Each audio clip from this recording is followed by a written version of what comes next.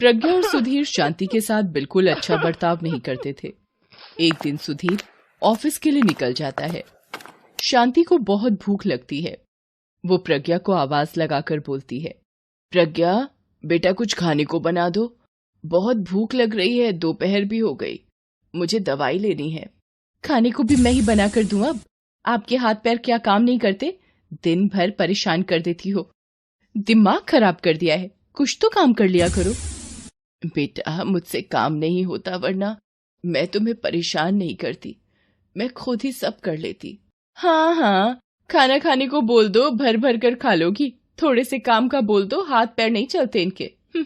इतना बोलकर प्रज्ञा खुद के लिए मैगी बनाकर अपने कमरे में ले जाती है और मैगी खाते खाते फोन चलाने लग जाती है। शांति भूखी ही रोते रोते अपने कमरे में जाकर सो जाती है। शाम को सुधीर नौकरी से आकर अपने कमरे में जाकर सो जाता है। शांति भूखी प्यासी सोई रहती है, उससे कोई कुछ पूछने नहीं आता। दूसरे दिन शांति की तबीयत खराब हो जाती है। शांति सुधीर के पास जाती है और बोलती है, बेटा मेरी तबीयत आज कुछ ठीक नहीं है और मेरी शुगर की दवाई भी खत्म हो गई है, जरा बाजार जाकर ला दो। अरे माँ, तुम्हें पता है ना खर्चे कितने बढ़ गए हैं, मैं परेशान हो गया हूं इन रोज रोज के खर्चों से। खैर आपकी दवाई लाकर दे दूंगा मैं, लेकिन शाम को ऑफिस से लौटते समय। और सुनो माँ, प्लीज तुम्हारे हाथ जोड़ रहा हूं, प्रज्ञा को परेशान मत करना, वो बेचारी थक जाती है पूरे दिन घर का काम करते करते। पर बेटा मैंने कहाँ परेशान करा बहू को। चुप करो माँ, तुम्हारी नीयत और सीरत मैं अच्छे से जानता हूं, तुम बस चुपचाप एक कोने में पड़ी रहा करो बस। सुधीर अपनी माँ को बुरा भला कहकर ऑफिस चला जाता है। शाम को घर लौटता है। प्रज्ञा टीवी पर सीरियल देखते देखते फोन चला रही थी। शांति सोफे पर चुपचाप बैठी सुधीर का रास्ता देख रही होती है। सुधीर जैसे ही अंदर आता है, शांति उसके लिए पानी लेकर आती है और बोलती है, ले बेटा पानी पी ले, थक गया होगा ना। हाँ हाँ P low Sudhir P low, तुम्हारी माँ को ही तुम्हारी फिक्र है बस, मैं तो कभी तुम्हारे बारे में सोचती ही नहीं हूँ। ऐसा नहीं है बहू, तुम टीवी देख रही थी इसलिए मैंने पानी दे दिया, आखिर मेरा बेटा है। अरे सब समझती हूँ मैं, आपकी हरकतें कितनी चालबाज हैं आप, घर में फूट पड़वाना चाहती हो। ऐसा कुछ नहीं है बहू। सुधीर बेटा तू समझा बहू को कुछ, ये क्या कुछ बोल रही है। क्या समझाऊं है, क्या समझाऊं, सही तो बोल रही है, कोई काम होता नहीं तुमसे और मुझे देखकर सब काम खुद करने लग जाती हो। मुझे तो समझ नहीं आता कि कैसे झेलूंगा मैं तुम्हें माँ। मैं तो कहती हूँ इनको ना किसी वृद्धाश्रम में छोड़ाओ, जान खा रखी है इस बुढ़िया ने। हाँ सुबह ही किसी वृद्धाश्रम में ले जाता हूँ। बेटा मैं तुझे छोड़कर कहीं नहीं जाना चाहती, मुझे अपने से दूर मत कर, मैं मर जाऊंगी।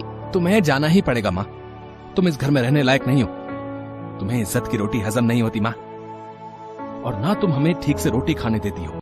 सुधीर की बातें सुनकर शांति रोते रोते बोलती है, बेटा तू मुझे मेरे ही घर से निकालना चाहता है, ये घर मैंने मेरी मेहनत से बनाया और यादों से सजाया है, मेरी जान बसती है इस घर में, मुझे मत निकाल बेटा। तो हम इस घर को छोड़ देंगे बस, यही चाहती हो ना आप?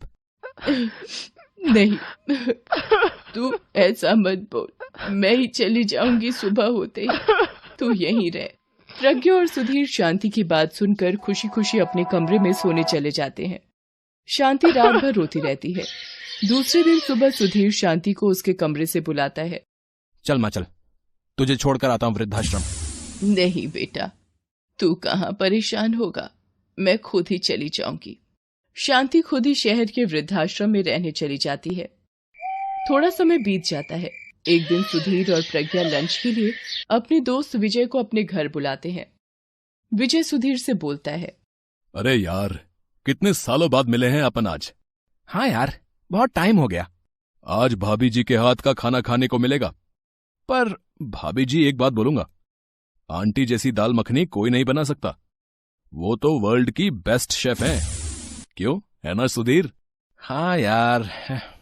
वैसे यार सुधीर, आंटी हैं कहाँ, दिखाई नहीं दे रही हैं? यार मैं और प्रज्ञा उनसे परेशान हो गए थे यार, परेशान कर दिया था उन्होंने दिन भर यार, खाना दवाई और कुछ नहीं।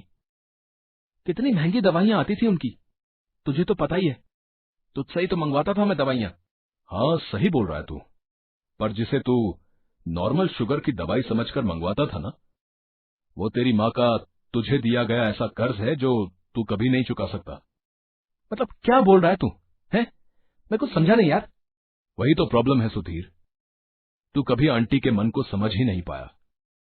उनके मन में सिर्फ तेरे लिए प्यार था, और ये तेरी जिंदगी जो है ना, ये उसी दिन खत्म हो जाती जब तू 9 साल पहले हॉस्पिटल में एडमिट हुआ था।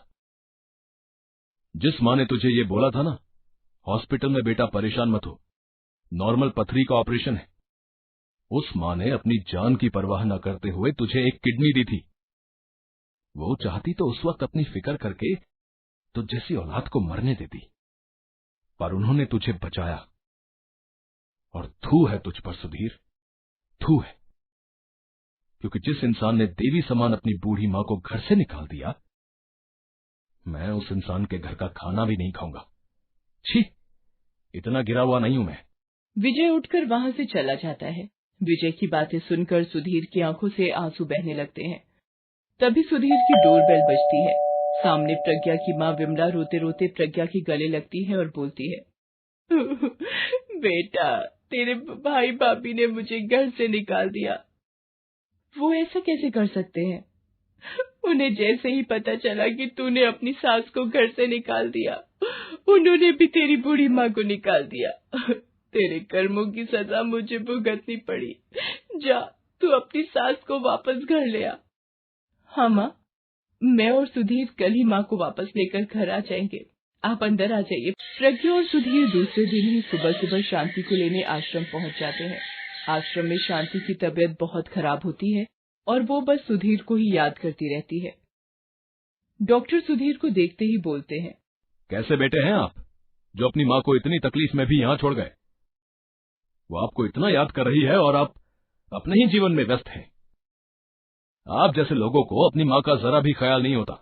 डॉक्टर की आवाज से शांति की आंखें खुलती हैं और वो सुधीर और प्रज्ञा को वहां खड़ा देखकर बोलती है, आ गया मेरे बेटे। डॉक्टर साहब, मेरा बेटा सबसे अच्छा है, और बहू भी। आप उन्हें ऐसे मत डांटिए, उनकी कोई गलती नहीं है।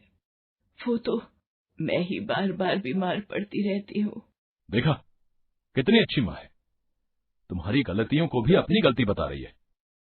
तुम धन्य हो जो तुम्हारे पास माँ है। इस दुनिया में ऐसे भी लोग हैं जिनके पास माँ का साया तक नहीं होता।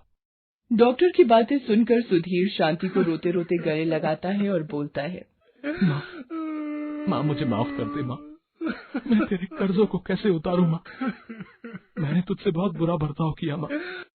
हाँ माँ जी, मैंने भी बहुत बुरी तरह से आपको परेशान किया, मुझे माफ कर दीजिए। अरे मेरे बच्चों, माँ कभी अपने बच्चों से नाराज होती है? मैं तो बस हमेशा तुम्हें खुश देखना चाहती हूँ और तुम्हारे पास रहना चाहती हूँ।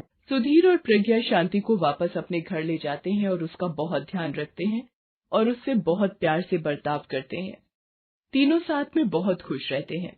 सुधीर और प्रज्ञा रोज सुबह शांति को योग करवाते हैं, टाइम से उसको खाना खिलाते हैं, उसके साथ बैठकर पुराने समय की बातें करते हैं, टीवी देखते, लॉन्ग ड्राइव पर घूमने जाते हैं और उसकी हर चीज का बहुत ध्यान रखते हैं।